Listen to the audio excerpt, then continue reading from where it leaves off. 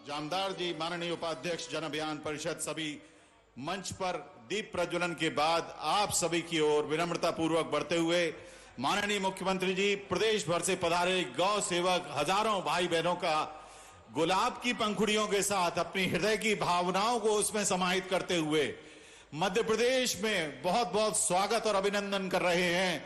आप हैं तो गौधन पशुधन सुरक्षित है, और गौधन और पशुधन यदि प्रदेश में सुरक्षित है तो हम सबसे बड़े पशुपालक बनते हुए आगे बढ़ने की राह पर अग्रसर हैं।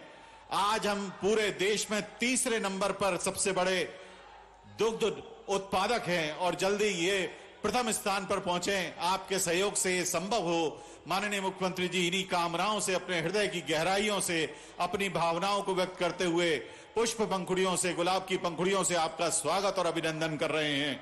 भोपाल के इस लाल परेड ग्राउंड पर हजारों आप गौरक्षकों बहन भाइयों का माननीय मुख्यमंत्री जी, मध्य प्रदेश शासन की ओर से विनम्र स्वागत, विनम्र अभिनंदन, विनम्र शुभकामनाएं कि आप ऐसे ही अपने अभियान में, अपने मिशन में लगे रहें और पूरा प्रदेश गौ सेवा के साथ मानव कल्याण के इस मार्ग पर उत्तरोत्तर प्रगति करता चले, आगे बढ़ता चले।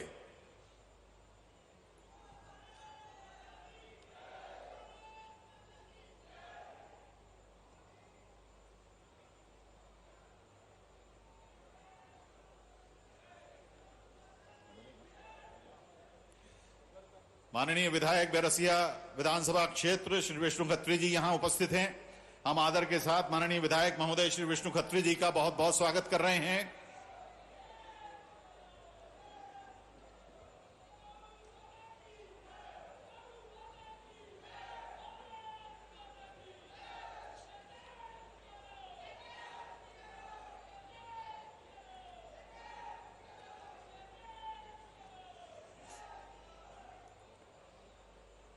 कार्यक्रम के मुख्य अतिथि माननीय मुख्यमंत्री महोदय तथा माननीय मंच अब अपने अपने स्थान पर आदर के साथ स्थान ग्रहण कर रहे हैं और अवसर है माननीय मुख्यमंत्री तथा अन्य अतिथियों का स्वागत करने का। हम सबसे पहले आदर के साथ निवेदन करेंगे प्रमुख सचिव मध्य प्रदेश पशुपालन एवं डेयरी विभाग श्री गुलशन बामरा जी से कि आप माननीय मुख्यमंत्री जी श्री शिवराज सिंह चौहान जी का स्वागत करें। इनके बाद प्रबंध संचालक मध्य प्रदेश दुग्ध महासंघ श्री तरुण राठी जी से विनम्र आग्रह है कि आप प्रख्यात चिंतक, लेखक एवं मार्गदर्शक श्री मुरलीधर राव जी का स्वागत करें। अपर सचिव मध्य प्रदेश शासन पशुपालन एवं डेयरी विभाग श्री अनुराग चौधरी जी से विनम्र आग्रह है कि आप माननीय सांसद महोदय खजुराहो संसदीय क्षेत्र श्री विष्णु दत्त शर्मा जी का स्वागत करें। संचालक पशुधन एवं डेयरी डॉक्टर आर के मैया जी से विनम्र आग्रह है कि आप माननीय विधायक महोदय श्री विष्णु खत्री जी का स्वागत करें। हमारे बीच में उपस्थित माननीय महापौर मालती राय जी के स्वागत के लिए डॉक्टर तेजेंद्र कौर बग्गा जी, अतिरिक्त उप संचालक संचालनालय पशु चिकित्सा विभाग, श्री राम रघुवंशी जी माननीय सदस्य जीव जंतु कल्याण बोर्ड के स्वागत के लिए डॉक्टर अजय राम टेके जी से विनम्र आग्रह। उप संचालक पशुपालन एवं डेयरी श्री डॉक्टर जितेंद्र जामदार जी के स्वागत के लिए विनम्र आग्रह डॉक्टर पीएस पटेल साहब से, संयुक्त संचालक पशुपालन एवं डेयरी विभाग।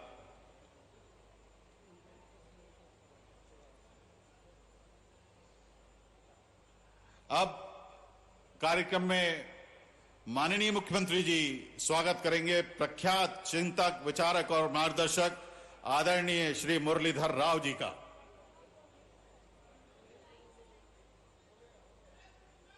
माननीय मुख्यमंत्री जी स्वागत कर रहे हैं मुरलीधर राव जी का।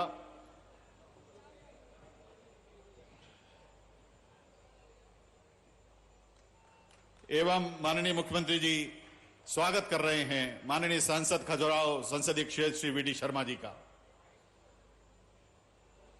बहुत हमारे बीच में धन्यवाद। आदर सहित आग्रह, आप कृपया अपना स्थान ग्रहण करें सर।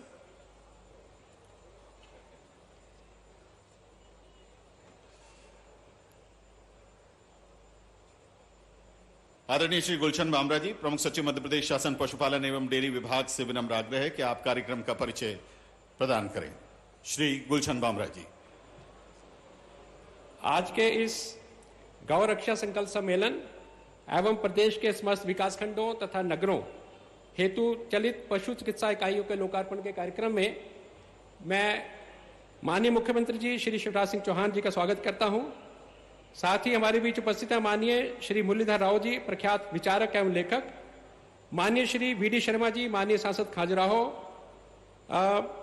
हमारे बीच उपस्थित हैं माननीय श्रीमती मालती राय जी, महापौर भोपाल, साथ में विधायक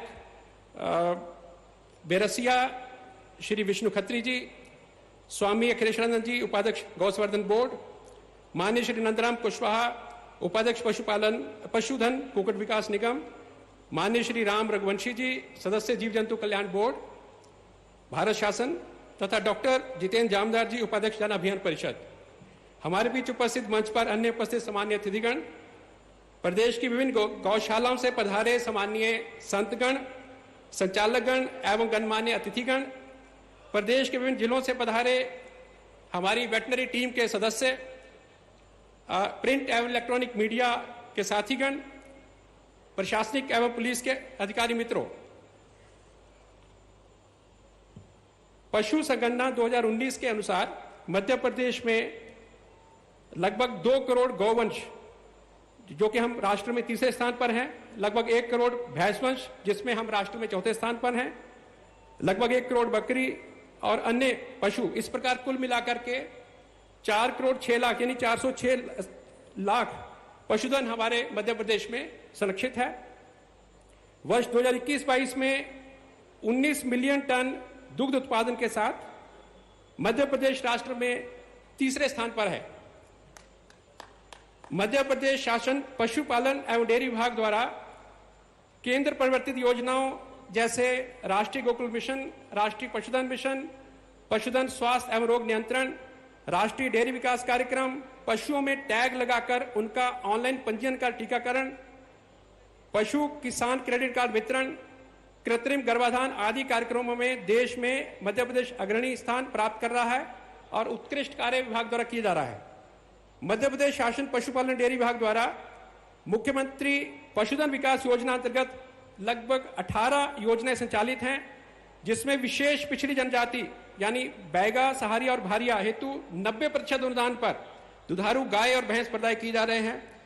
चिन्हित जिलों में डेयरी प्लस कार्यक्रम, जिसमें 50 से 75% अनुदान पर दुधारू भैंस प्रदाय, इसी प्रकार आचार्य विद्यासागर गोवर्धन योजना, जिसमें 25 से 33% मार्जिन मनी सहायता एवं 7 वर्ष तक 5% ब्याज प्रतिपूर्ति अनुदान पर दुधारू गाय भैंस प्रदाय आदि हितग्राहियों में बहुत पसंदीदा योजनाएं हैं विभाग की।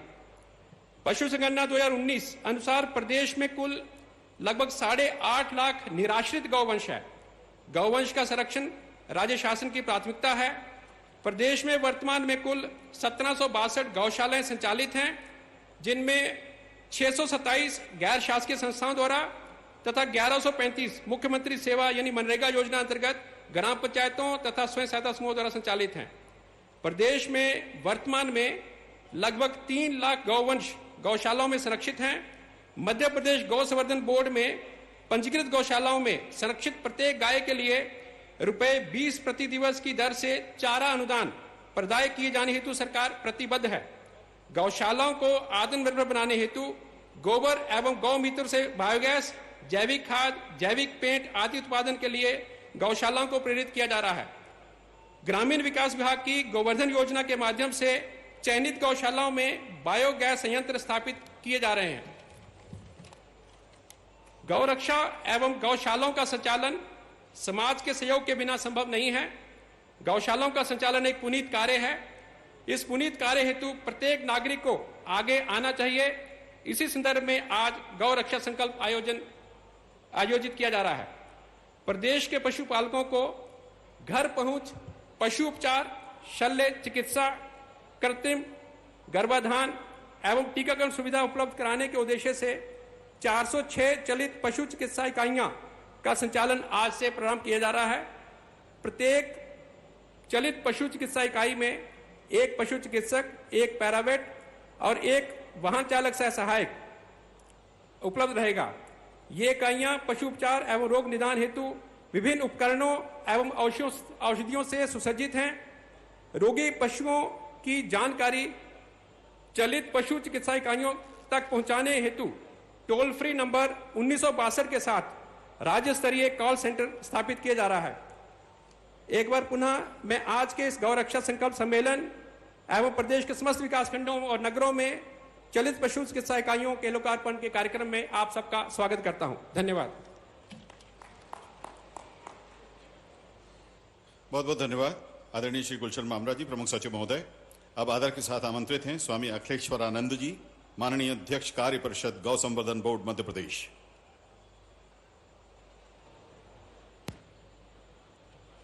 मेरे साथ 2 बार जय जयकार करें। बोलिए भारत माता की, गौ माता की, महाकालेश्वर भगवान की।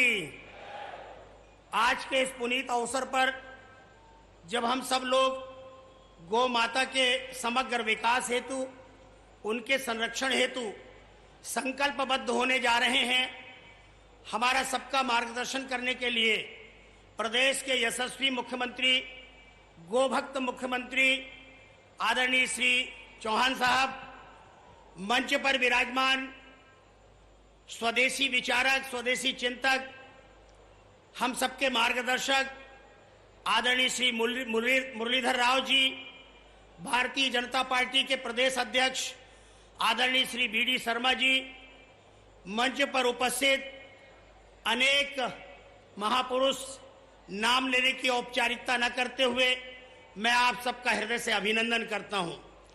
आज की यह सभा गोरक्षा हेतु संकल्प सभा है। हम सब इसमें उपस्थित हैं। मध्य प्रदेश के समस्त गौशालाओं के प्रतिनिधि, अनेक संस्थाएं जो गौ सेवा के क्षेत्र में अनेक प्रकार से कार्य कर रही हैं, उन सबके प्रतिनिधि यहां पर उपस्थित हैं। मैं आप सबका हृदय से अभिनंदन करता हूं। मुझे केवल इतना ही निवेदन करना है कि जब जब भी इस राष्ट्र के लोगों ने जहां जहां भी एकत्रित होकर के संकल्प लिया है, हम संकल्पबद्ध हुए हैं, हमारे संकल्प में परमात्मा ने हमको बल दिया है। यथा चित्तम तथा वाचो, यथा वाचस तथा क्रिया, चित्ते वाची क्रियायाम च साधु नाम एक रूपता। हम यहाँ जितने लोग बैठे हैं सब साधु स्वभाव के लोग बैठे हैं, संत स्वभाव के लोग बैठे हैं, क्योंकि हम सब भारत की आध्यात्मिक ऊर्जा के प्रतीक पूज्य संत महात्माओं के अनुयायी हैं। और उन्होंने हमें भारत को व्यवस्थित रखने के लिए, इस देश की एकात्मता, अखंडता और सामाजिक समरसता के लिए जो पारंपरिक सूत्र दिए हैं, उन सूत्रों का हम पालन करते हैं। हमने इस गोरक्षा सम्मेलन के पूर्व कल राजधानी में मध्य प्रदेश के उन सारे लोगों को आहूत किया था जो गौ सेवा के क्षेत्र में भिन्न भिन्न रीति से कार्य कर रहे हैं और कार्य करते हुए जिनके जीवन में कुछ उपलब्धि हुई है।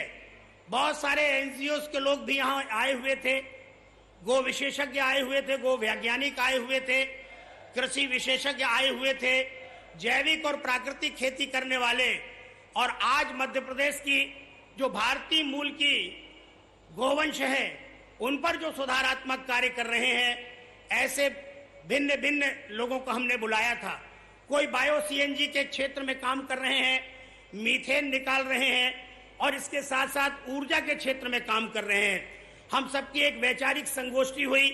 उस वैचारिक संगोष्ठी में भिन्न भिन्न प्रकार के सुझाव, भिन्न भिन्न प्रकार के विचार जो हमारे मध्य प्रदेश को गोवंश पर आधारित समृद्धि के शिखर पर ले जाएंगे, मध्य प्रदेश की कृषि उन्नति की दृष्टि से मध्य प्रदेश की कृषि को समुन्नति के शिखर पर ले जाएंगे।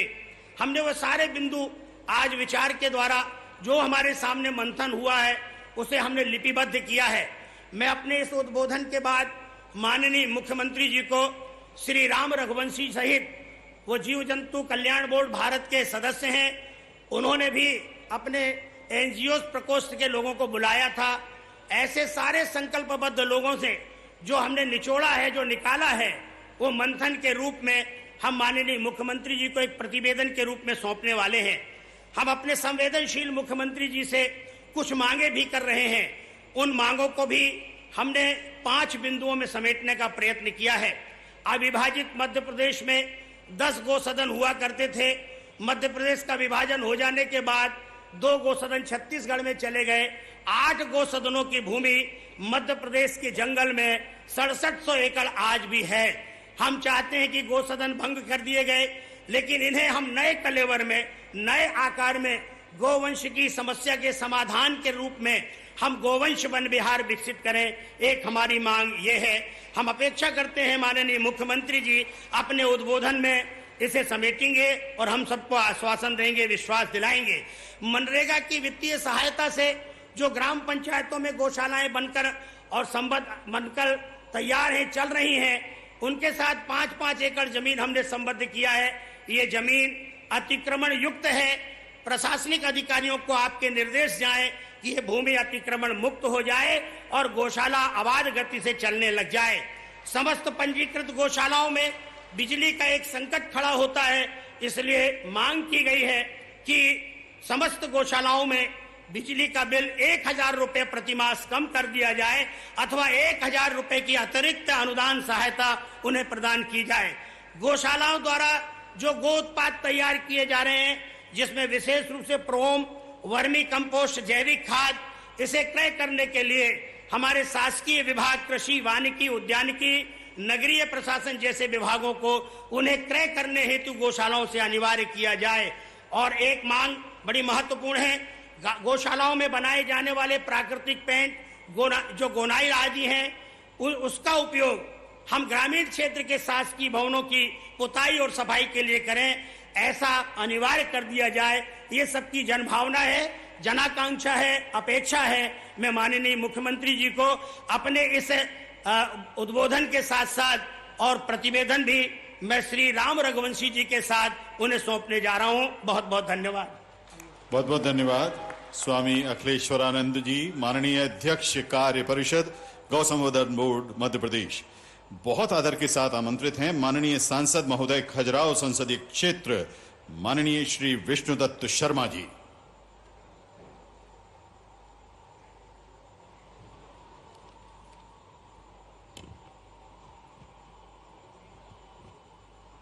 बोलिए भारत माता की, भारत माता की। आज हमारे मध्य प्रदेश सरकार के द्वारा आयोजित गौरक्षा सम्मेलन, गौरक्षा के संकल्प के सम्मेलन में हमारे बीच उपस्थित मध्य प्रदेश के हमारे लोकप्रिय यशस्वी, जो हमेशा केवल गौ संवर्धन के बारे में चिंतन और मंथन नहीं करते, जिन्होंने इस मध्य प्रदेश के अंदर गौ सेवा के क्षेत्र में भी महत्वपूर्ण भूमिका निभाने का काम किया है, ऐसे हमारे लोकप्रिय मुख्यमंत्री आदरणीय शिवराज सिंह चौहान जी, मध्य प्रदेश के हमारे प्रभारी वरिष्ठ चिंतक आदरणीय मुरलीधर राव जी, गौ संवर्धन बोर्ड के सम्मानीय अध्यक्ष परम पूज्य अखिलेश्वरानंद जी महाराज, हमारी महापौर आदरणीय मालती राय जी, नंदराम कुशवाहा जी, जन अभियान परिषद के हमारे उपाध्यक्ष जितेंद्र जामदार जी, विष्णु खत्री जी, रामेश्वर शर्मा जी, गौ संवर्धन के क्षेत्र में काम कर रहे राम रघुवंशी जी, बीसीआई के हमारे चेयरमैन डॉक्टर उमेश शर्मा जी, आदरणीय गुलशन बामरा जी, डॉक्टर आर के मैया जी और उपस्थित हमारे सभी आज इस सम्मेलन में जो संकल्प का सम्मेलन है, पूरे हमारे जो आज संत वृंद भी यहां पर हैं और गौ रक्षक जो इस मध्य प्रदेश के अंदर लगातार पूरे क्षेत्र में हजारों की संख्या में गौशालाओं से लेकर उस क्षेत्र में काम करने वाले वो लोग हैं, वो आज इस सम्मेलन में उपस्थित हुए हैं। मैं आप सबका बहुत इस सम्मेलन में स्वागत करता हूं, बहुत बहुत आप सबका अभिनंदन करता हूं। मित्रों, आज भारतीय जनता पार्टी की सरकार ने, माननीय मुख्यमंत्री जी ने लगातार काम इस मध्य प्रदेश के अंदर जो गौ संवर्धन के लिए काम करने का जो प्रयास किया है, आज मैं गंभीरता के साथ कहता हूं, चाहे देश के अंदर माननीय प्रधानमंत्री मोदी जी ने या मध्य प्रदेश के अंदर हमारी सरकार ने माननीय मुख्यमंत्री जी के नेतृत्व में आज से नहीं, जब से सरकार बनी है तब से मध्य प्रदेश के अंदर गौ संवर्धन के बारे में काम करने का प्रयास लगातार भारतीय जनता पार्टी की सरकार कर रही है। आज आप देख रहे होंगे कि 400 एम्बुलेंस जो हमारे गौरक्षक, हमारे किसान, अगर उनको एक कॉल करेंगे और उस कॉल के आधार पर अपने पशुओं की सेवा के लिए, गौ माता की सेवा के लिए वो एम्बुलेंस सीधे उनके घर पर पहुंचकर सेवा देने का काम करेगी। ये काम किसी ने इस देश के राज्य में किया है तो मध्य प्रदेश ने इसकी पहल की। आज इसको एक विराट स्वरूप देने का काम इस गौरक्षा के संकल्प के इस सम्मेलन में आज माननीय मुख्यमंत्री जी और हमारे नेतृत्व के हाथों से आज हम 400 एम्बुलेंस सौंपने का काम करेंगे। और इसलिए मित्रों, कल स्वामी जी जिसका उल्लेख कर रहे हैं, उन्होंने जिन बातों को माननीय मुख्यमंत्री जी को सौंपा है, भारतीय जनता पार्टी की सरकार, भारतीय जनता पार्टी और आप सब लोग जो काम करने वाले हमारे गौरक्षक और इस क्षेत्र में काम करने वाले हमारे संतों से लेकर के समाज के जो प्रबुद्ध लोग हैं, समाज के ऐसे लोग हैं जो गौरक्षा के लिए लगातार अपनी भूमिका निभा रहे हैं, ऐसे लोग आज यहां पर एकत्रित हुए हैं।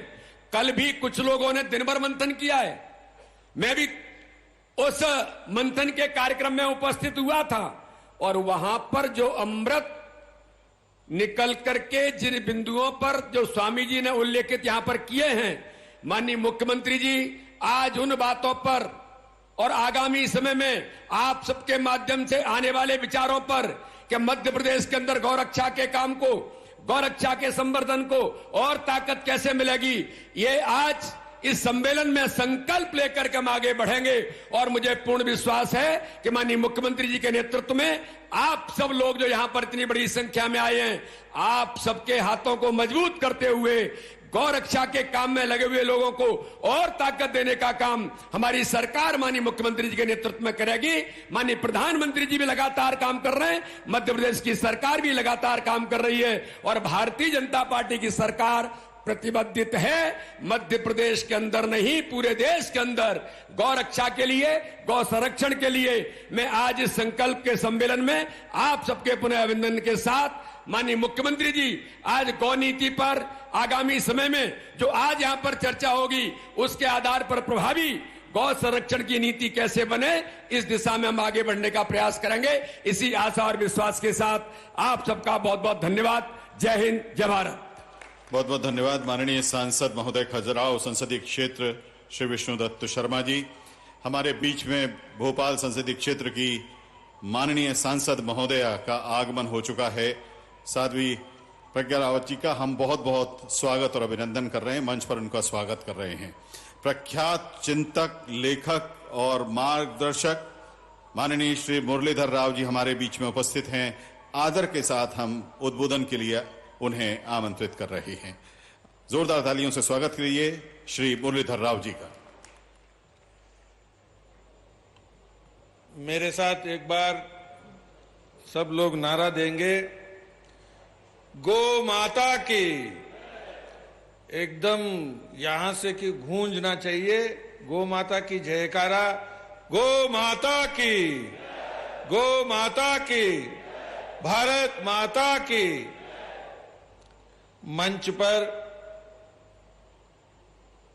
हमारे मध्य प्रदेश के बहुत वरिष्ठ और लोकप्रिय और देश में वर्तमान में लंबे समय से जनादेश प्राप्त करने वाले माननीय मुख्यमंत्री आदरणीय श्री शिवराज सिंह चौहान जी, मंचस्थ हमारे पूज्य स्वामी जी अखिलेश आनंदवर जी,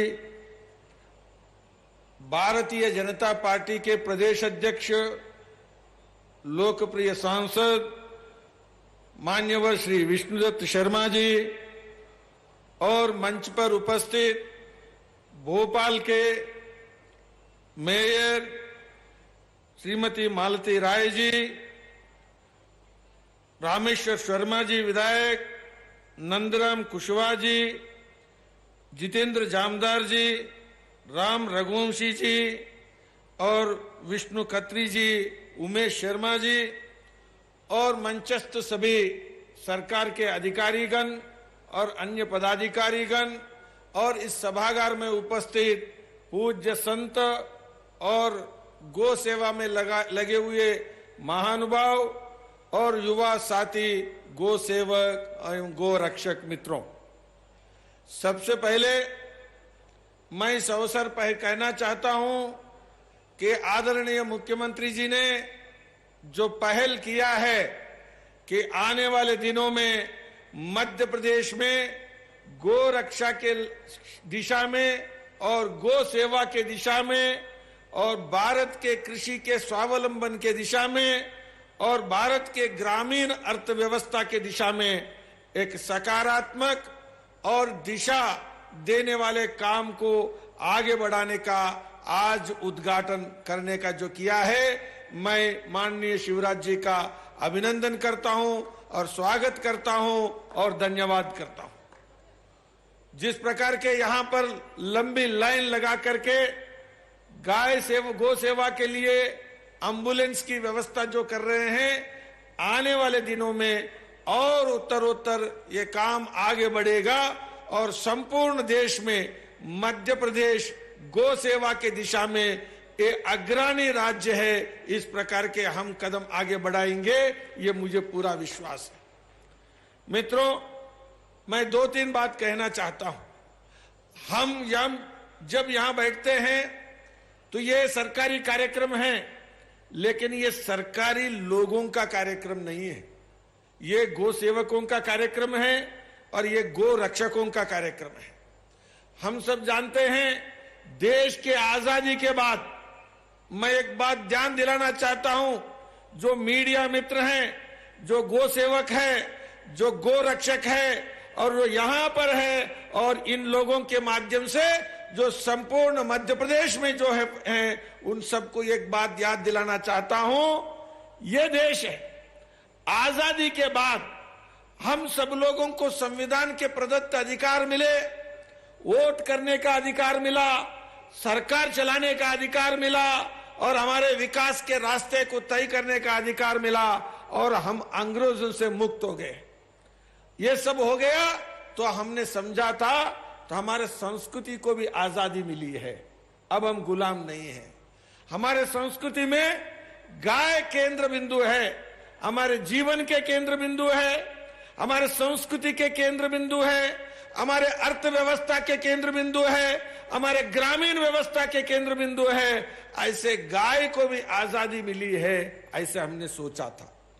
लेकिन देश के इतिहास में पहली बार जिस प्रकार से साधु संतों को और गो रक्षकों को, गो सेवकों को दिल्ली में गोली चला करके, जो खून बहा करके जो बताया है कि इस देश के सरकारों की दिशा बदलने की और आजादी के संस्कृति के मूल्यों को लेने की और जरूरत है, ये एहसास आजाद भारत में पहली बार कांग्रेस के सरकार ने उस दिन सबको याद दिलाया है कि हम सच में और आजाद होना और शेष है।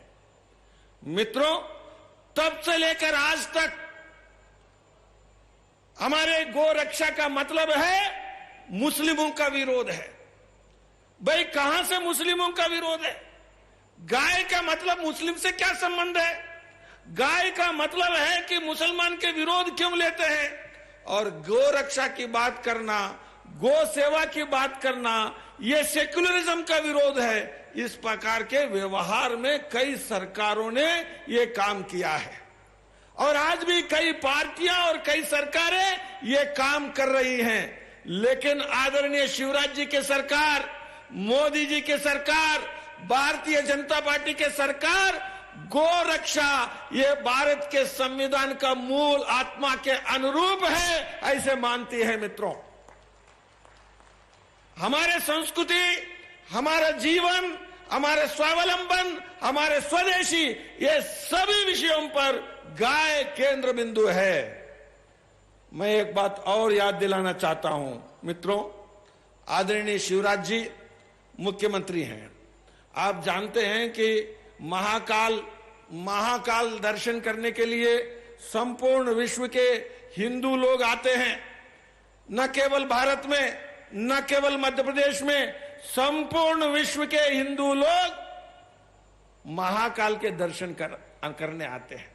1947 के बाद, 1960 के बाद, 1970 के बाद जो लगातार आते थे, तो लोगों को लगता था कि आजादी मिली है, लेकिन वैभव अभी देश में आना बाकी है, और वैभव आना बाकी है। हमारे महाकाल के दर्शन करने आते हैं तो जाते कैसे और हम किस प्रकार से, तो इस देश की विकास हो रहा है, ये विकास का परिलक्षित वहां भी होना चाहिए, ऐसा सोचते रहे।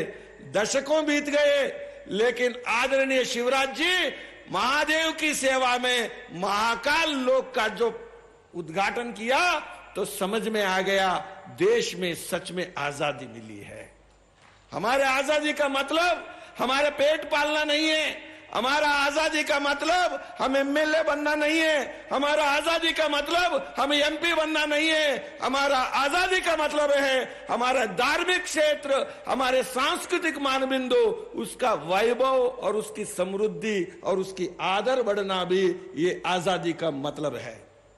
मित्रों, उसी प्रकार जब मैं देखता हूं आदरणीय शिवराज जी अपने लंबे प्रशासनिक अनुभव और काल में इस प्रदेश का गौरव बढ़ाने के लिए केवल गरीब कल्याण नहीं, और गरीबों की लंबे दीर्घकालिक स्वावलंबन के लिए आप, मैं बताता हूं, इस देश में महिलाओं की सेवा लाडली बहना जो प्रारंभ किया, आप जानते हैं गाय की सेवा लाडली बहना की सेवा है, क्योंकि दुग्ध उत्पादन हो और दुग्ध से संबंधित, दूध से संबंधित पदार्थों की जो उत्पादन हो और उसकी विपणन हो। मुझे बताइए, संपूर्ण मध्य प्रदेश में और संपूर्ण देश में गाय के साथ जो अगर जो कोई जुड़ी हुई है तो वो महिला रोजगार जुड़ी है। बताइए मित्रों, महिलाओं की आमदनी गांव में अगर है तो वो गाय के साथ जुड़ी है।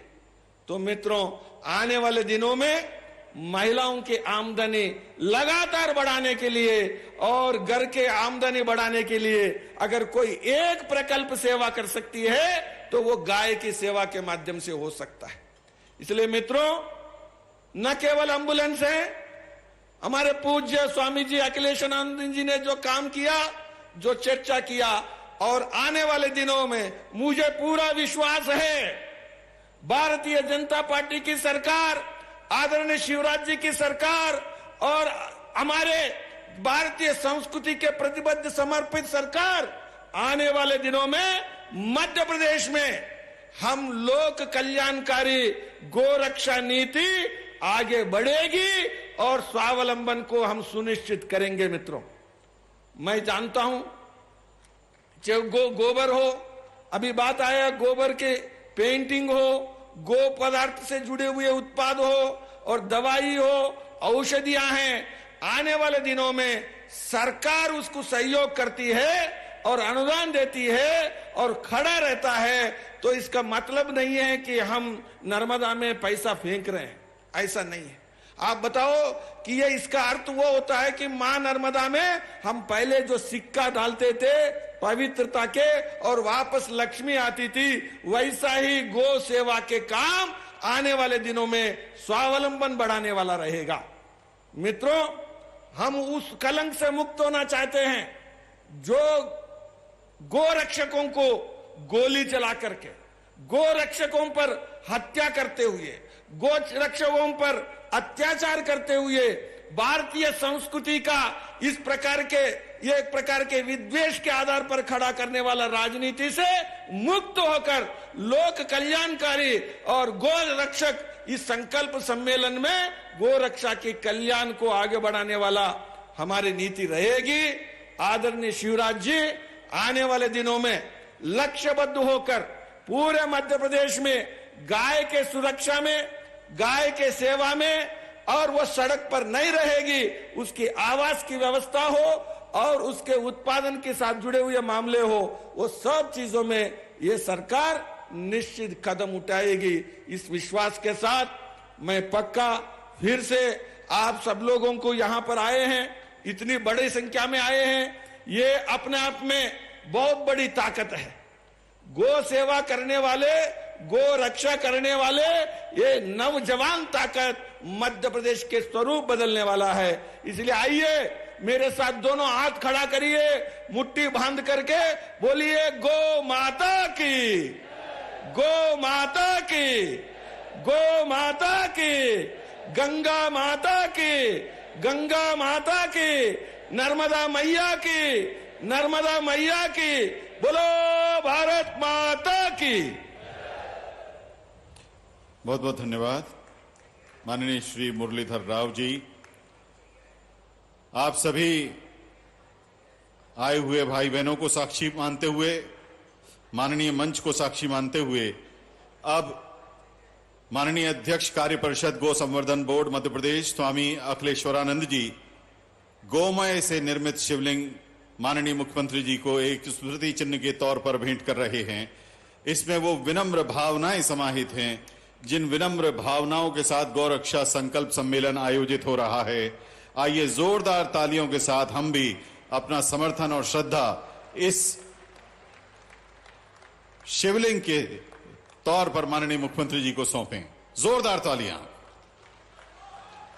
ये गाय के गोबर से निर्मित है, गोमय निर्मित शिवलिंग है और यहां हम माननीय मुख्यमंत्री जी को इसे भेंट कर रहे हैं।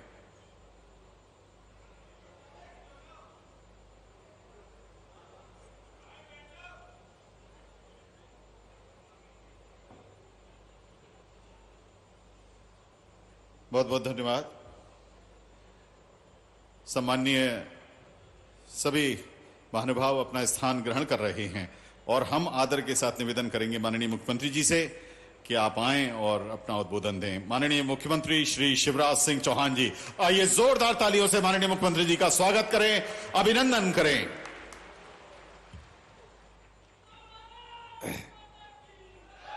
भारत माता की, भारत माता की, गौ माता की।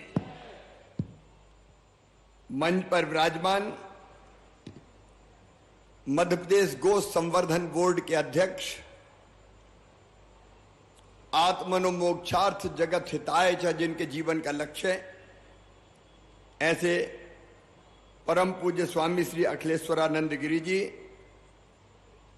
हमारे राष्ट्रवादी विचारक, मौलिक चिंतक, स्वदेशी के लिए जीवन भर काम करने वाले प्रदेश भारतीय जनता पार्टी के प्रभारी आदरणीय श्रीमान मुरलीधर राव जी, भारतीय जनता पार्टी के प्रदेश के अध्यक्ष, खजुराहो के लोकप्रिय सांसद आदरणीय बीडी शर्मा जी, भोपाल की यशस्वी सांसद साध्वी प्रज्ञा सिंह ठाकुर जी, भोपाल की मेयर श्रीमती मालती राय जी, भोपाल के वरिष्ठ नेता पूर्व प्रोटेम स्पीकर विधायक आदरणीय रामेश्वर शर्मा जी, नंदराम कुशवाहा जी, राम रघुवंशी जी, विष्णु खत्री जी, हमारे बैरसिया के लोकप्रिय विधायक, हमारे डॉक्टर जितेंद्र जामदार जी, गुलशन बामरा जी, नीचे विराजमान हमारे सभी गो सेवक, गो भक्त, प्रिय बहनों और भाइयों, दोनों हाथ जोड़ के और शीश झुका के आप सबको प्रणाम करता हूं, आप सबको नमस्कार करता हूं। आपको धन्यवाद देना चाहता हूं। आपने गो सेवा के लिए और गो रक्षा के लिए चिंतन करके, विचार करके, उसके लिए सरकार का मार्गदर्शन करने के लिए कुछ बिंदु मुझे सौंपे हैं। सचमुच में भारत अद्भुत देश है, अत्यंत प्राचीन और महान राष्ट्र है हमारा। हजारों साल पुराना तो ज्ञात इतिहास है और भारत की विशेषता है एक ही चेतना समस्त जड़ एवं चेतन में है। एक ही चेतना, जिसको तुलसी बाबा ने कहा, तुलसीदास जी महाराज ने कहा, सिया राम मैं सब जग जानी, करहु प्रणाम जोर जुग पानी। सिया राममय है समस्त जग।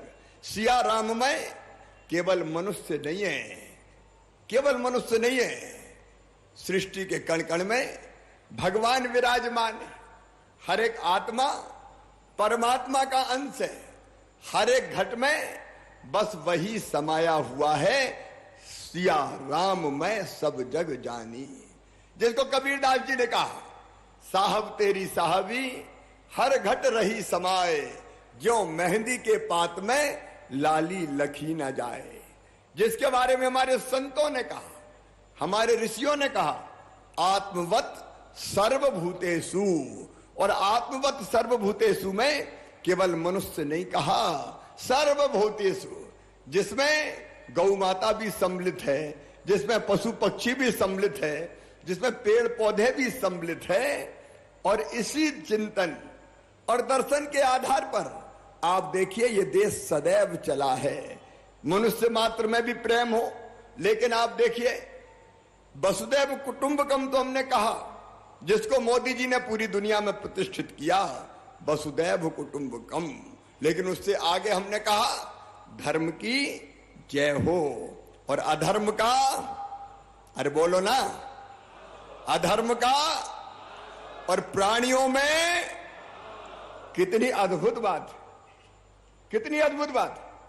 भारत का बच्चा बच्चा जब भी कहीं कथा होती है, धार्मिक कार्यक्रम होता है, तो भारत का बच्चा बच्चा उद्घोष करता है प्राणियों में और विश्व का। यह भारत है, प्राणियों में सद्भावना हो, विश्व का कल्याण हो। और इसलिए गो को हमने माता के रूप में माना। 33 करोड़ देवताओं का वास गो माता में हमने माना। आप देखिए कितनी अद्भुत है हमारी संस्कृति। कोई आलोचना कर सकता है, कोई आलोचना कर सकता है कि गाय के लिए एम्बुलेंस आ रही है। अरे मेरे आलोचना करने वाले मित्रों, गौ को मां मान के गौ माता को हम पूजा करते हैं। और केवल गौ माता नहीं, हमारे यहां जो 10 अवतार हुए हैं, उनमें 12 अवतार मत्स्य अवतार, कूर्म अवतार, तीनों तो पशु के रूप में ही हुए हैं ईश्वर के अवतार। और चौथा नरसिंह अवतार, आधा मनुष्य के रूप में और आधा पशु के रूप में। यह संकेत क्या है? ये यही है कि उनको भी आत्म भाव से देखो। हमारे जितने देवता हैं, जरा आप पुकारो हमारे भगवान विष्णु को, तो गरुड़ की सवारी करते हुए आएंगे। लक्ष्मी जी को अगर आप पूजा करके बुलाएंगे तो उलूक की सवारी करती आएगी। और दुष्टों के दलन के लिए दुर्गा मैया का आह्वान करेंगे तो वो शेर की सवारी करते हुए आएगी। गणेश जी का ध्यान करेंगे तो वो मूसक पे विराजते हैं। नर्मदा मैया का ध्यान करेंगे तो वो भूरे मगर की सवारी करती है। जितने देवताएं हमारे, सबके वाहन पशुओं के रूप में ही है। ये भाव क्या है? ये सोच क्या है? ये भाव यही है कि केवल पशु नहीं है, उनमें भी ईश्वर का भाव है। इसलिए उनको भी आत्म भाव से देखो। और इसलिए हम गौ को माता मान के आज नहीं, बरसों से पूजते रहे हैं। अरे अपने कृष्ण कन्हैया ने तो जब लोग इंद्र की पूजा करते थे तो विरोध किया। उनका इंद्र की नहीं, वो तो गो भक्त थे, गो सेवक थे, गैयों के चरैया थे, बंसी के बजैया थे। उन्होंने भी कहा जो गोवर्धन पर्वत हमारी गाय को घास देता है, हमको फल देता है, पूजो उस गोवर्धन को। गोवर्धन की पूजा करके कन्हैया ने प्रकृति की पूजा का संदेश हमें दिया है। ऐसी उदार है भारतीय संस्कृति। और गाय हमारी माता है, ये बचपन से हमारे संस्कार है। और जब मैं भी यहां बोल रहा हूं तो कहने के लिए नहीं बोल रहा हूं। रोज सवेरे पूजा करने के बाद सबसे पहला काम अगर मैं भी करता हूं तो हमारी 2 बच्चियां हैं। एक का नाम है अष्टमी। अष्टमी इसलिए कि दुर्गा अष्टमी के दिन उसका जन्म हुआ था, और दूसरी का जन्म हुआ धनतेरस के दिन, उसका नाम है धनवंतरी। तो रोज मैं अष्टमी को और धनवंतरी को पहले रोटी खिलाता हूं, उसके बाद खुद नाश्ता करता हूं। ये जीवन में हमने उतारा। हजारों ने, लाखों लोगों ने इस भाव को अपने जीवन में उतारने का काम किया है। ये दुर्भाग्य था जिसकी चर्चा मुरलीधर राव जी कर रहे थे। जब देश आजाद हुआ तो ऐसे लोग भी थे जो भारतीय संस्कृति के, हमारे जीवन मूल्यों के, हमारे परंपराओं के विरोधी थे। गौ सेवकों पर गोली चलवाने का, संतों पर गोली चलवाने का काम उन्होंने किया। लेकिन आज नरेंद्र मोदी भारत के प्रधानमंत्री है मेरे बहनों और भाइयों, और भारत अपनी संस्कृति, जीवन मूल्य, परंपराओं का निर्वाह करते हुए लगातार आगे बढ़ रहा है। और आज सब गौ भक्तों से मैं कहना चाहता हूं, नोट कर लेना, नोट कर लेना जो स्वामी विवेकानंद जी ने कहा था। स्वामी विवेकानंद जी ने कहा था, सुदीर्घ रजनी समाप्त हुए जान पड़ती है, महानिशा का अंत निकट है। जो अंधे हैं वो देख नहीं सकते, जो बहरे हैं वो सुन नहीं सकते, लेकिन मैं स्पष्ट रूप से देख रहा हूं कि भारत माता एक बार फिर से अंगड़ाई लेके खड़ी हो रही है और विश्व गुरु के पद पर अधिष्ठित हो रही है। ये स्वामी विवेकानंद जी ने कहा था। और आज नरेंद्र मोदी जी के नेतृत्व में मेरा विश्वास है कि भौतिकता की अग्नि में दग्ध विश्व मानवता को शाश्वत शांति का दिग्दर्शन हमारा देश भारत कराएगा विश्व गुरु के रूप में। और उसका एक प्रमुख अंग है प्राणियों में सद्भावना हो। और इसलिए मेरे प्रिय बहनों और भाइयों, आज ये 400 एम्बुलेंस यहां खड़ी है, 400 एम्बुलेंस। इन एम्बुलेंस में सब सुविधाएं हैं। एक पशु चिकित्सक होगा, पैराबेट होगा, सहायक सह चालक होगा, कॉल सेंटर का टोल फ्री नंबर 1962, आप नोट भी कर ले, 1968621962। ये नंबर है गो एम्बुलेंस की सेवा के लिए। अभी तक एम्बुलेंस नंबर 108 हुआ करती थी। इंसान अगर बीमार होता था तो फोन किया जाता था और एम्बुलेंस दरवाजे पे पहुंच जाती है। 108 नंबर मुझे अच्छी तरह याद है। मुरलीधर जी, अध्यक्ष जी भी बैठे। हमने पिछले चुनाव में जनता को, जब हमने संकल्प पत्र जारी किया था, तब ये कहा था कि हम गौ माता के लिए भी एम्बुलेंस सेवा प्रारंभ करेंगे। आज वो दिन आ गया है बहनों और भाइयों, आज वो दिन आ गया है जब एम्बुलेंस केवल इंसान के लिए नहीं होगी, गौ माता के लिए भी होगी और अन्य पशुओं का भी इलाज करना होगा। तो आप 1962 नंबर घुमाएंगे, ये एम्बुलेंस वहां पहुंचेगी जहां बीमार गौ माता है। क्योंकि मैं जानता हूं गांव में गाय बीमार हो जाए, पशु बीमार हो जाए तो इतनी दूर अस्पताल में कैसे पहुंचे, ये बड़ा संकट था। गाड़ी में लाद के ले जाना एक बड़ी समस्या थी। इसलिए अस्पताल नहीं ले जाएंगी, अस्पताल खुद जहां गौ माता बीमार होगी वहां चलता फिरता अस्पताल पहुंच जाएगा। ये अद्भुत पहल है सचमुच में, जिसका आज हम प्रारंभ कर रहे हैं। और आज ये 400 एम्बुलेंस एक साथ हर एक ब्लॉक के लिए, एक ब्लॉक में एक एम्बुलेंस रहेगी। अगर गौशाला से फोन होगा तो एम्बुलेंस पहुंच जाएगी। अगर गांव में किसी किसान के घर से या गोपालक के घर से भी फोन होगा तो तत्काल एम्बुलेंस वहां पहुंच जाएगी और इलाज करने का काम करेगी। इस अद्भुत पहल के लिए मैं प्रधानमंत्री जी का भी हृदय से आभार व्यक्त करता हूं। केंद्र सरकार और राज्य सरकार दोनों मिलकर इसको चलाएंगे। लेकिन इस अवसर पर मैं एक निवेदन भी करना चाहता हूं। जो काम किए जा रहे हैं उसके बारे में गुलशन बावरा जी ने विस्तार से आपको बताने का प्रयास किया है, काम किया है। देखिए, गाय अगर बचाना है तो समाज का सहयोग आवश्यक है। एक दुर्भाग्य था कि जब तक बैलों से खेती होती थी, बैलों को हम संभाल कर रखते थे, उनके लिए जमीनें हमने पड़ती छोड़ी थी, उनके लिए घास होता था। लेकिन धीरे धीरे सारी पड़त भूमि समाप्त हो गई, उनकी जगह खेत बन गए, ट्रैक्टर आ गए, मैकेनाइजेशन हो गया। तो बैल का क्या करेंगे? और कई जगह बैल का जब कोई काम ही नहीं है तो मारो लठ और छोड़ दो सड़क पे, जहां जाना हो जाए। मेरे बहनों और भाइयों, ये दृष्टिकोण बदलने का हमको काम करना पड़ेगा।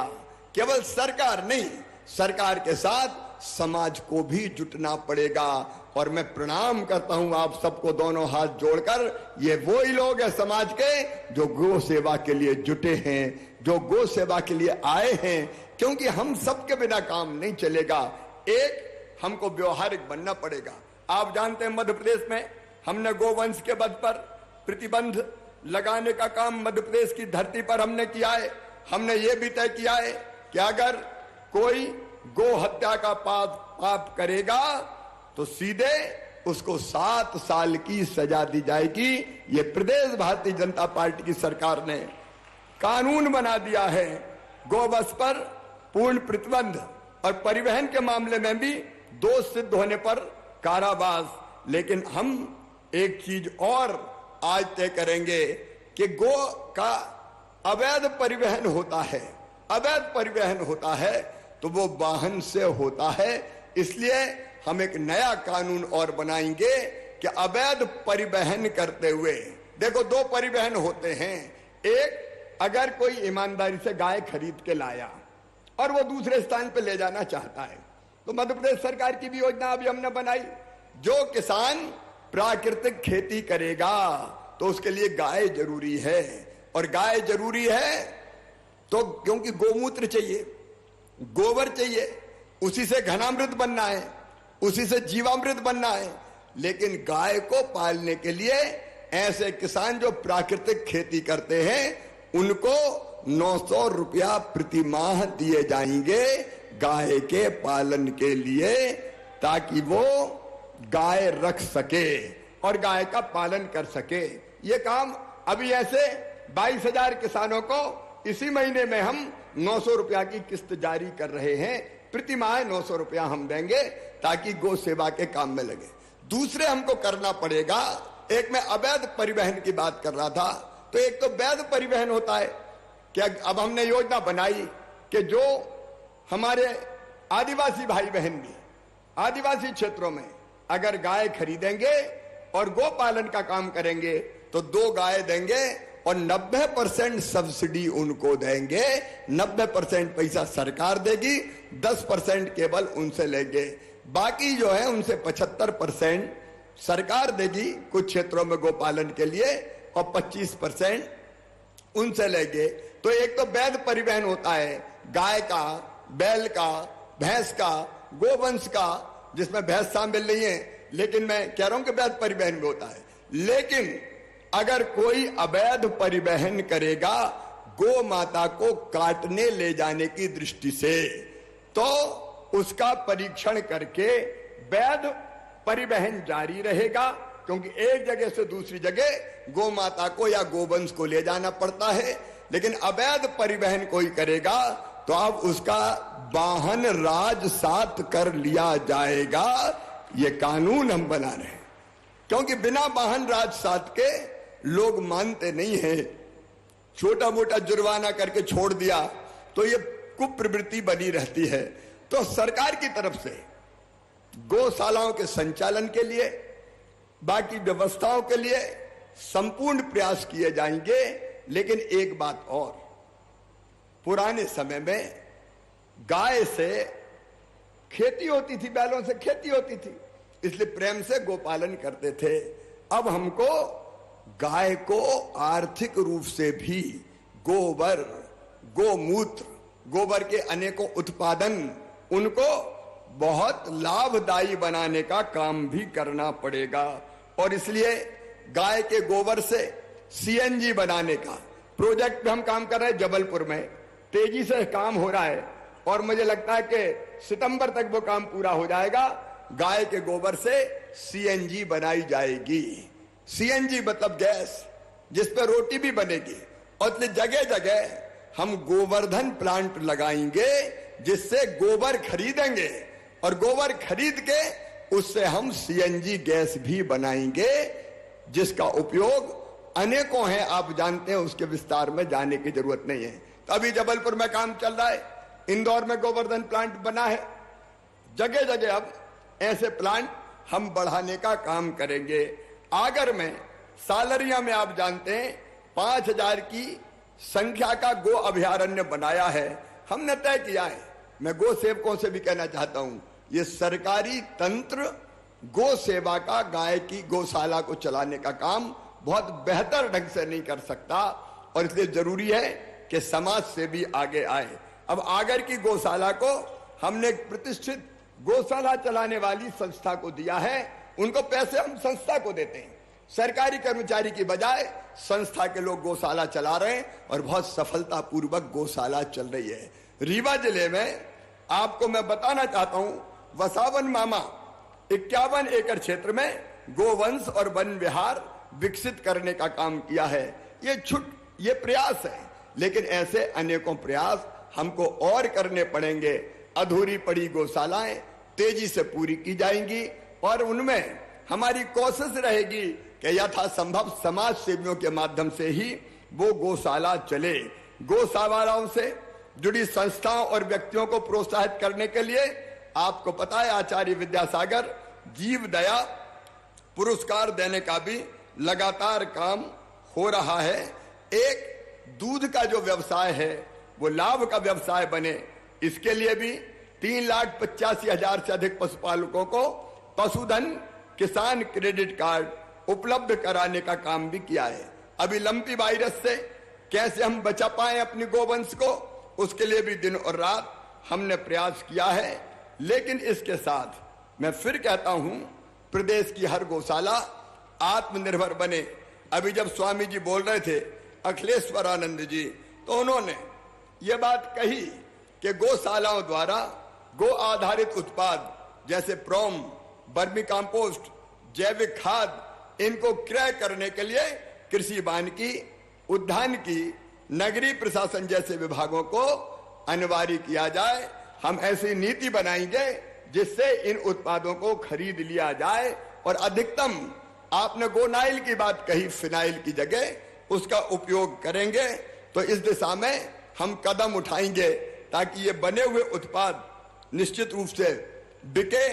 अगर गौशाला में बनाने वाले प्राकृतिक पेंट बनेंगे तो ग्रामीण क्षेत्रों में शासकीय भवनों की पुताई में भी उनके उपयोग की नीति बनाई जाएगी, ताकि इन पेंटों से पुताई हो तो गोबर और गौमूत्र का अधिकतम उपयोग हो, उसका हम लोग प्रयास करेंगे। आपने अखिलेश्वरानंद जी चिंतन करके सबके साथ ये सुझाव दिया है कि 8 गो सदनों और 2 अन्य स्थानों पर गोवंश वन विहार स्थापित किए जाएं, विकसित किए जाएं। वो भी विकसित किए जाएंगे, उसका मॉडल आप बना लीजिए, क्या क्या करना पड़ेगा। और संचालक गो सेवक संस्था ही कोई संचालन उनका करे, उस पर हम काम करेंगे। आपने पंजीकृत गौशालाओं में बिजली के बिल की बात कही है, तो मैं इसका परीक्षण करके बिजली के बिल की दिक्कत गौशालाओं को ना आए उसकी नीति बना दूंगा, ताकि गौशालाओं में बिजली की परेशानी ना हो और गौ माता की हम ठीक ढंग से सेवा कर सकें।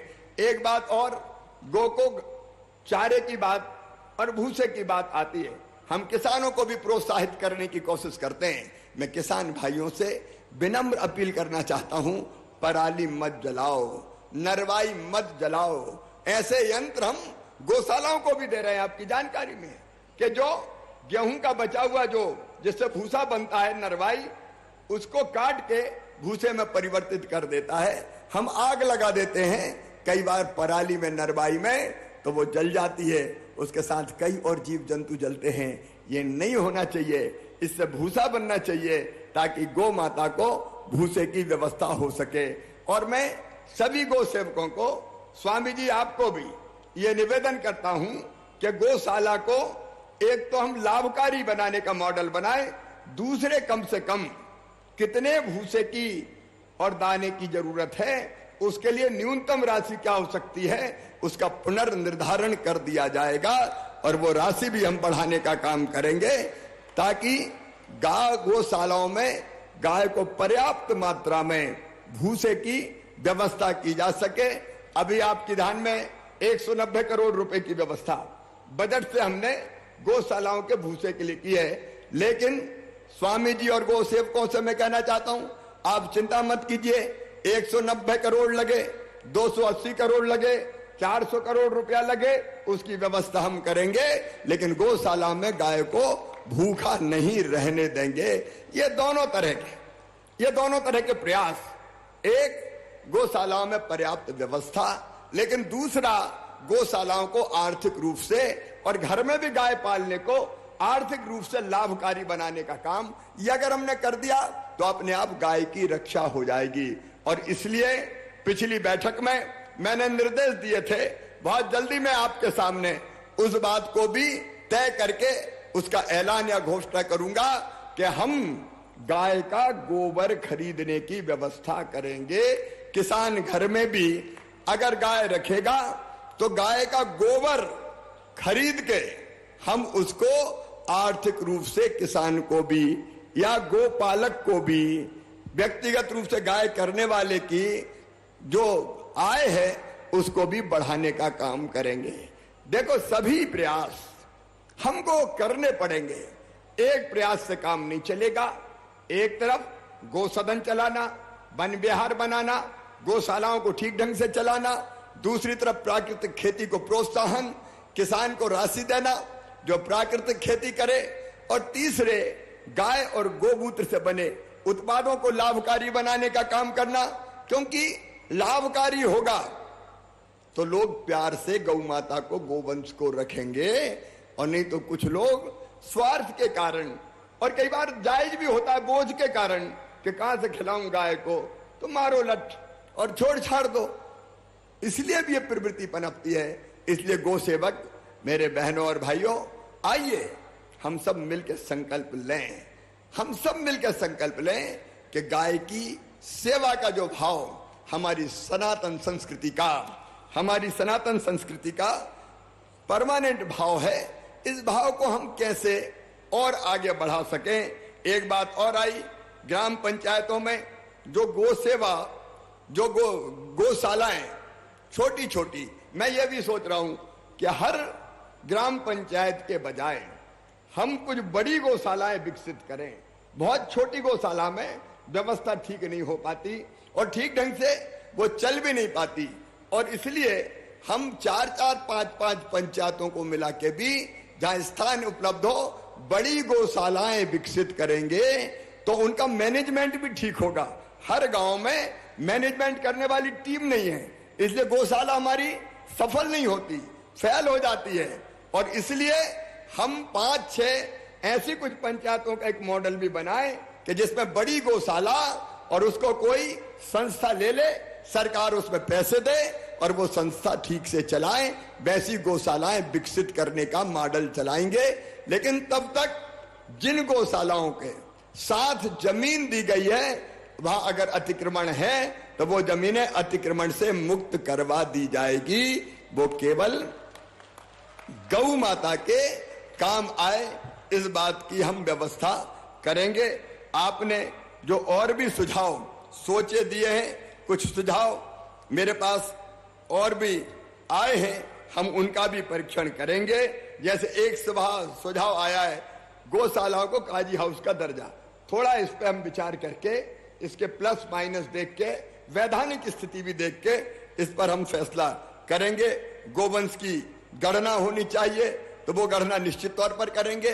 और एक गौशालाओं के प्रबंधन और गौशाला से संबंधित समस्याओं के लिए कोई एक डेडिकेटेड अधिकारी जिले में होना चाहिए, क्योंकि सब देखते हैं तो कोई नहीं देखता। और इसलिए अपर कलेक्टर स्तर का एक अधिकारी जिले की गौशालाओं के प्रबंधन के लिए और जो समस्या आती है उनके समाधानों के लिए अलग से नियुक्त कर दिया जाएगा, ताकि हमारे गौ सेवक भी अगर संवाद और संपर्क करना हो तो उससे संपर्क करें, उसका नंबर भी जारी कर दिया जाएगा।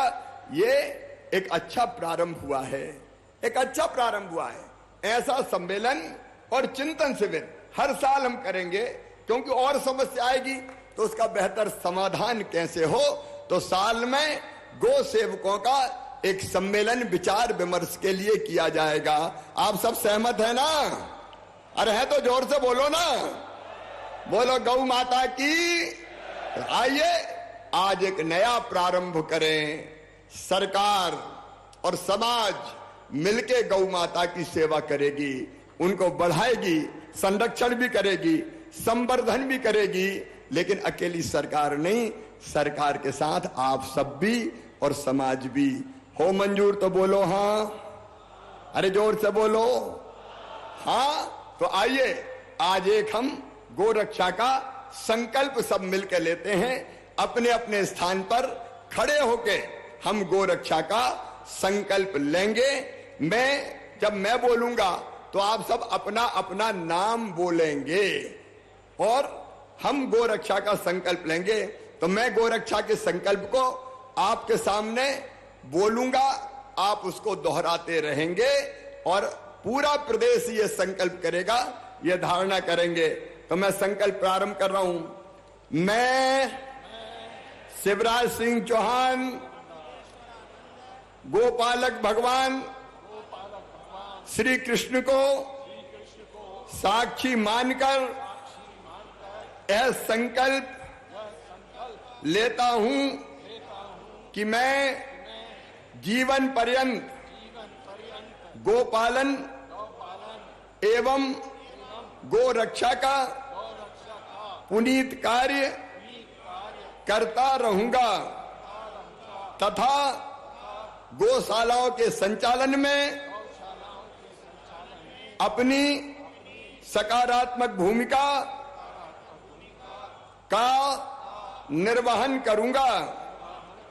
मैं गो संरक्षण हेतु प्रतिदिन भोजन करने के पूर्व गो माता का स्मरण करते हुए गोग्रास अथवा उसके समतुल्य राशि निकालकर गो सेवा हेतु देने का संकल्प लेता हूं तथा इस पुनीत कार्य के लिए मैं अपने परिवार के सदस्यों व इष्ट मित्रों के साथ समाज को भी प्रेरित करूंगा।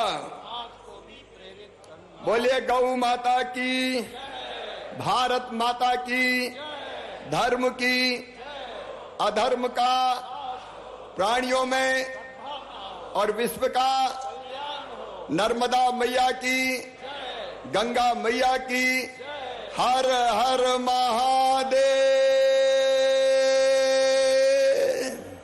बहुत बहुत धन्यवाद।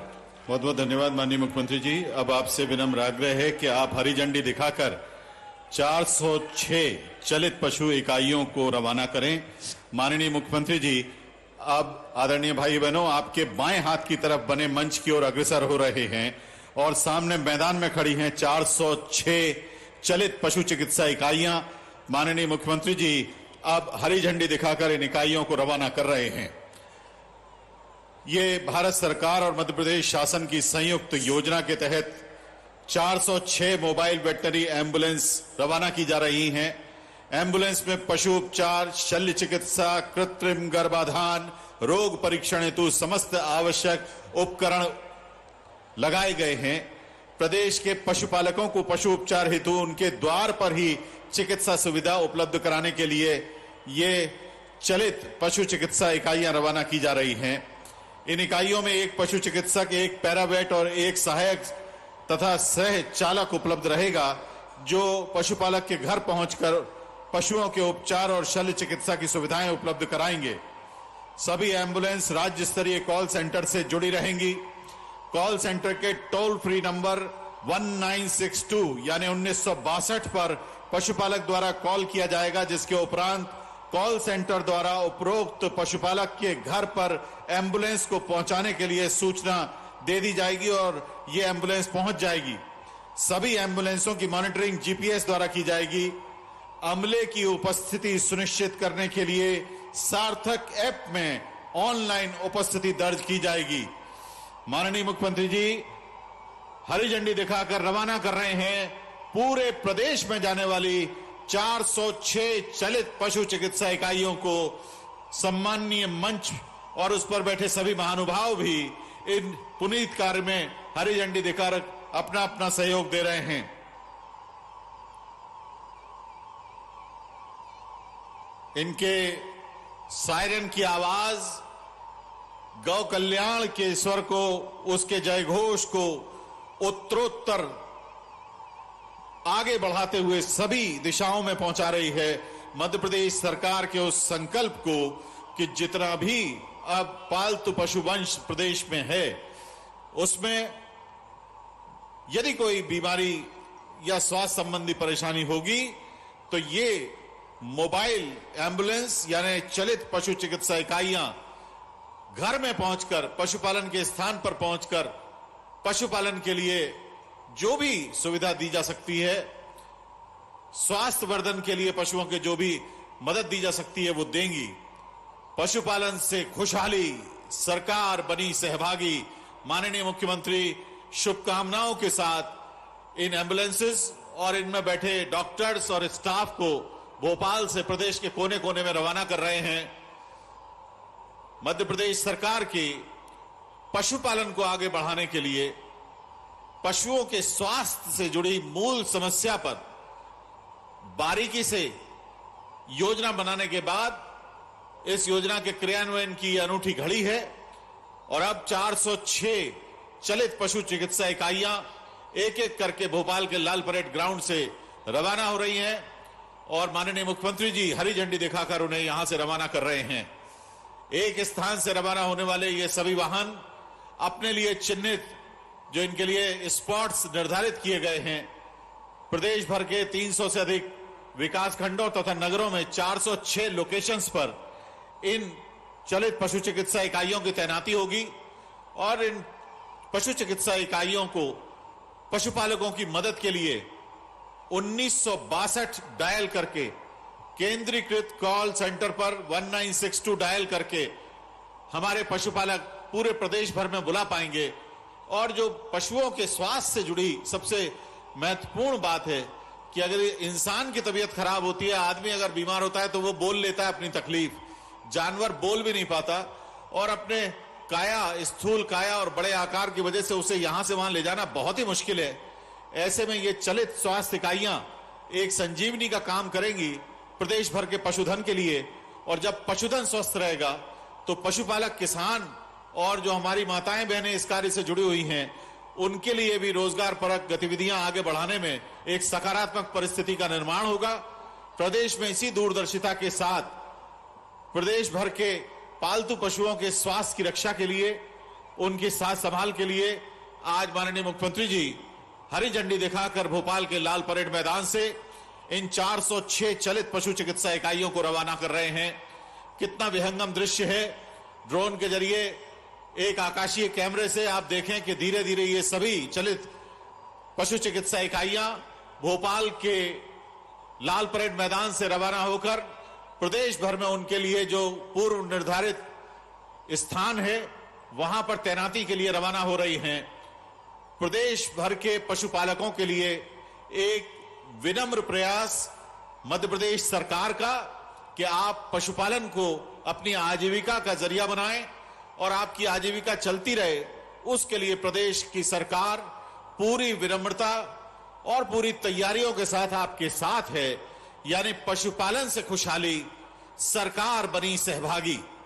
आज इस पुनीत कार्य के साथ गौरक्षा संकल्प सम्मेलन एवं 406 चलित पशु चिकित्सा इकाइयों के लोकार्पण का कार्य अब यहां भोपाल के लाल परेड मैदान पर संपन्न हो रहा है। माननीय मुख्यमंत्री जी के साथ मंच पर उपस्थित प्रख्यात चिंतक, लेखक, मार्गदर्शक, विचारक श्री मुरलीधर राव जी, माननीय सांसद खजुराहो संसदीय क्षेत्र श्री वी.डी. शर्मा जी, माननीय सांसद महोदया भोपाल संसदीय क्षेत्र साध्वी प्रज्ञा ठाकुर जी, माननीय विधायक गण द्वय श्री रामेश्वर शर्मा जी, श्री विष्णु खत्री जी, माननीय महापौर नगर निगम भोपाल श्रीमती मालती राय जी, माननीय उपाध्यक्ष मध्य प्रदेश गौ संवर्धन बोर्ड स्वामी श्री अखिलेश्वरानंद गिरि जी, माननीय उपाध्यक्ष मध्य प्रदेश पशुपालन एवं कुक्कुट विकास निगम माननीय श्री नंदराम कुशवाहा जी, सदस्य जीव जंतु कल्याण बोर्ड भारत सरकार माननीय श्री राम रघुवंशी जी, माननीय उपाध्यक्ष महोदय जन अभियान परिषद श्री जितेंद्र जानदार जी, सभी अपने करकमलों से हरी झंडी दिखाकर आज भोपाल के लाल परेड मैदान से इन 406 चलित पशु चिकित्सा इकाइयों को रवाना कर रहे हैं। सभी माननीय सदस्यों और आप सभी आदरणीय भाई बहनों की उपस्थिति के प्रति धन्यवाद विनम्रता पूर्वक ज्ञापित करने के लिए हम आदर के साथ आमंत्रित कर रहे हैं संचालक पशुपालन एवं डेयरी विभाग डॉक्टर आर के मेहिया जी को। डॉक्टर आर के मेहिया, संचालक पशुपालन एवं डेयरी विभाग, अब माननीय मुख्यमंत्री जी तथा माननीय मंच एवं आप सभी के प्रति धन्यवाद ज्ञापित करेंगे। माइक ऑन करिए इधर। आज के इस अत्यंत गरिमामय सम्मेलन में माननीय मुख्यमंत्री जी के द्वारा जो बहुमूल्य समय दिया गया है, उसके लिए हम प्रदेश के यशस्वी मुख्यमंत्री माननीय शिवराज सिंह जी चौहान के अत्यंत आभारी हैं। हम आभारी हैं श्री मुरलीधर राव जी के, जो हमारे बीच में यहाँ उपस्थित हुए महान विचारक, उनका भी बहुत बहुत धन्यवाद है। श्री विष्णुदत्त शर्मा जी, माननीय सांसद महोदय खजुराहो क्षेत्र, माननीय सांसद भोपाल माननीय स्वाति प्रकाश ठाकुर जी के भी हम बहुत बहुत आभारी हैं। स्वामी अखिलेशानंद जी गिरी, हमारे मध्य प्रदेश गौ संवर्धन के अध्यक्ष कार्य परिषद के आभारी हैं। हम आभारी हैं माननीय विधायक रामेश्वर शर्मा जी के एवं माननीय विधायक श्रीमान विष्णु खत्री जी के, कि जिन्होंने अपना बहुमूल्य समय आज के हम इस कार्यक्रम को दिया। आभारी हैं भोपाल की महापौर माननीय श्रीमती मालती राय जी के, श्री